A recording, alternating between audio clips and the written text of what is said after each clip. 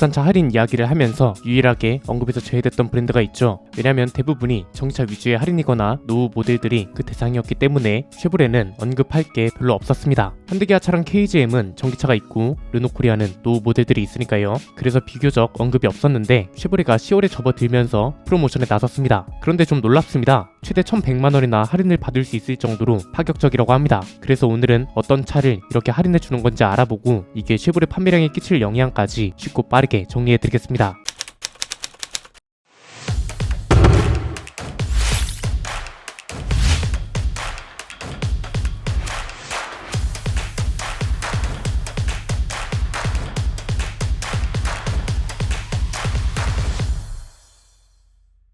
통계상 국산차로 잡히고 있는 브랜드들이 10월에 프로모션을 적극적으로 진행 중입니다. 현대기아차는 세일파스타라는 이름으로 전기차 중심의 할인을 진행 중이고요. KGM도 같은 이름인 세일페스타라는 이름으로 프로모션을 진행 중입니다. 여기에 쉐보레도 드디어 동참했습니다. 쉐보레가 최근 들어서 다시 판매량 부진에 빠지기 시작했잖아요. 트랙스까지는 괜찮았는데 트레일블레이저가 생각보다 성적이 저조한데 9월 판매량을 보면 브랜드 전체 판매량이 2,600대밖에 안 되면서 점유율은 2.4%에 불과했고요. 1월부터 9월까지 누적된 판매량을 봐도 점유율은 2.7%에 불과했습니다. 그럴 수밖에 없습니다. 모델별 판매량을 봐도 알 수 있는데 트랙스한테 모든 판매량이 몰빵되어 있습니다. 이렇게 판매되고 있는 차들이 많은데도 트랙스 혼자 점유율이 58%를 넘고 있습니다. 사실상 트랙스 하나에 회사의 운명이 모두 걸려있다고 볼 수 있는 건데 트랙스 판매량 순위도 주춤하다는 게 문제입니다. 최근 몇 개월 동안 코나보다 많이 팔려서 소형 SUV 시장 2위 자리를 꾸준히 차지하더니 지난 8월에 한번 밀려났고 9월에는 아예 뒤로보다도 안 팔려서 4위로 밀려나버렸습니다. 그래서 그런 건지는 몰라도 10월에는 작정한 걸로 보입니다. 일단 할인 대상은 이코녹스, 트래버스, 콜로라도, 타우 이런 차들이 있고요.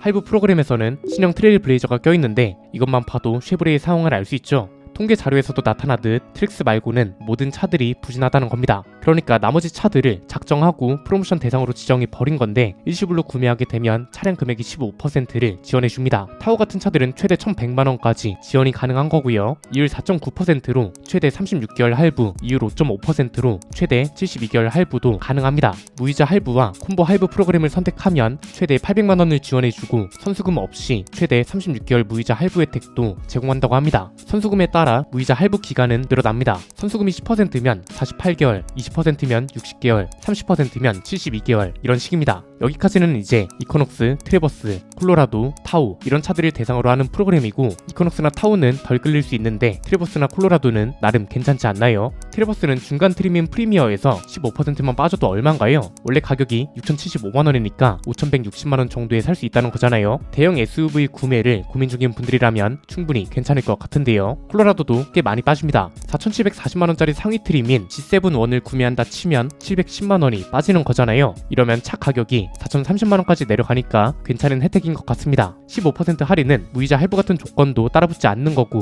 트래버스랑 콜로라도는 수입차니까 판매량 상승에 충분히 영향을 주지 않을까 싶습니다. 자, 그런데 물론 이 할인이 만사 형통이 아니라는 건 이미 저희 스포일러 구독자분들이라면 다들 알고 계실 겁니다. 그래서 이 할인이 진짜 효과가 있는 건지 판매량 상승에는 얼마나 영향을 줄지 정리해보면 이렇습니다. 첫 번째는 르노코리아보다는 일단 낫다는 겁니다. 르노코리아는 할인을 해도 효과가 크지 않을 거라고 전망했잖아요. 쉐보레는 좀 다를 겁니다. 지금 상황에선 단기적 해결책이라 볼 수 있는데 장기적 해결책으로 끌고 갈 수 있는 방법도 충분합니다. 이건 뒤에서 자세히 살펴보도록 하고요. 단기적인 해결책인 건 확실하죠. 이코녹스 같은 차들만 할인을 줬다면 진짜 비판의 대상인데 콜로라도나 트래버스도 15% 할인 대상으로 넣었다는 건 그래도 어느 정도 판매량 반등의 필요성을 느끼고 있다는 거잖아요. 콜로라도가 미국 현지에서 풀체인지 됐고 트래버스도 풀체인지를 앞두고 있는 상황이긴 하지만 어쨌든 얘네도 페이스리프트 모델이기도 하고요. 그리고 지금 이 급에서 선택지가 많지도 않은 상황이고 기존에도 수입차인 걸 감안했을 때 그렇게 터무니없이 비싼 차들은 아니었거든요. 앞에서도 잠깐 봤지만 팰리세이드나 모하비 같은 차들하고도 가격대가 겹치고 콜로라도는 렉스턴 스포츠 라인업하고도 가격대가 겹치는 거라서 판매량 반등이 없지는 않을 겁니다. 다만 이게 현재의 전략을 유지하고 있으면 단기적 해결책에서만 끝날 거란 겁니다. 왜냐면 15% 할인을 계속 유지할 수도 없죠. 이렇게 되면 아래급 차들을 출시할 때 굉장히 부담이 되거든요. 트랙스, 트레일블레이저, 이코녹스 풀체인지 이런 차들이 트래버스보다 비싸게 나오거나 대놓고 겹치면 안 되잖아요. 이 차들이 국내 생산이면 모를까 이코녹스는 또 해외 생산입니다. 트래버스가 사실상 가격 상한선 역할을 하기 때문에 할인 판매 전략을 계속해서 유지하기는 힘들 거고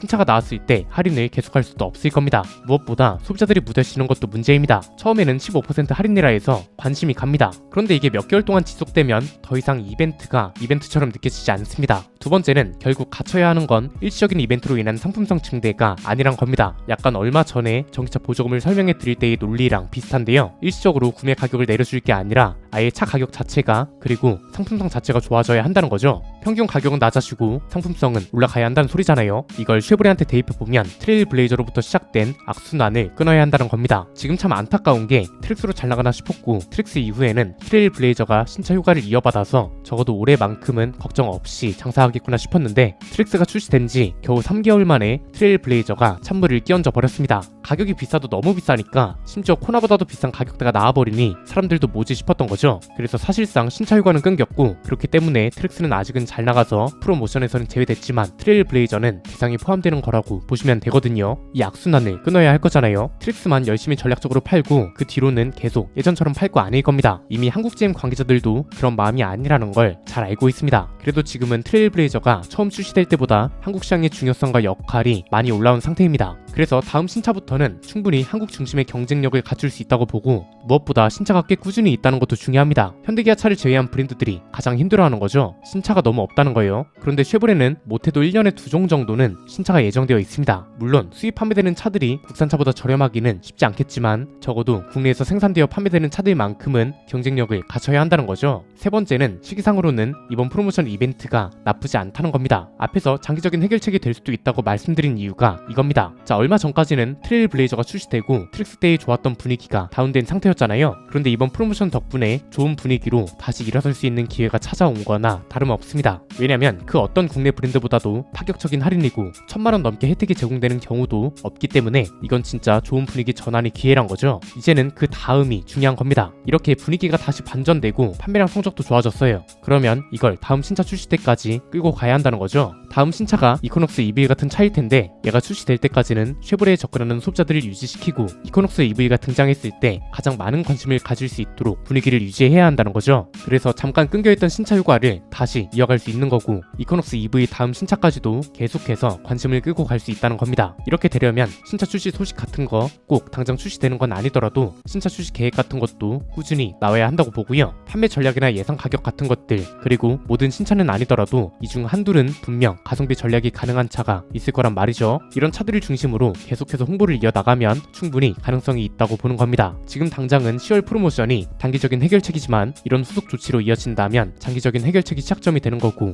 여기서 주의해야 할 건 시장 분위기가 많이 달라졌다는 것도 파악을 해야 한다는 겁니다. 예전에는 현대기아차만 견제하면 됐거든요. 가격도 현대기아차랑 비슷하게 나오거나 저렴하게 나오면 되는 거였고 경쟁 상대도 현대기아차만 생각했으면 됐습니다. 그런데 이제는 그게 아니죠. 현대기아차를 잡기 전에 KGM을 먼저 잡아야 하는 상황이 됐다는 것도 중요합니다. 지난번에 말씀드렸던 것처럼 GM이 회사 규모와 기술력 이런 걸 말하는 게 아닙니다. 회사의 성과는 어쨌든 그 시장에서의 판매량과 매출인데 한국 시장에서는 KGM을 잡아야 매출과 판매량이 좋다고 할 수 있는 거잖아요. 그런데 KGM은 최근에 가성비와 소통 전략에 제대로 맞들린 상황이기 때문에 여기부터 잡아야 시장에서 일정 수준 이상 판매량과 매출을 달성할 수 있다는 거죠. 가장 이상적인 건 가격으로는 KGM을 잡겠다, 판매량으로는 현대기아차를 잡겠다는 생각으로 전략을 펼쳐 나가는 건데 이게 진짜 단순 바람이 아니라 현실이 되었으면 하는 마음이 있습니다. 거의 몇 년 만에 트랙스로 반등을 했는데 이걸 지금 벌써 놓쳐버리기엔 너무 아깝지 않나요? 오늘 내용은 여기까지입니다. 내용이 유익하셨다면 구독과 좋아요 알림 설정 부탁드립니다. 지금까지 저는 안피디였습니다. 감사합니다.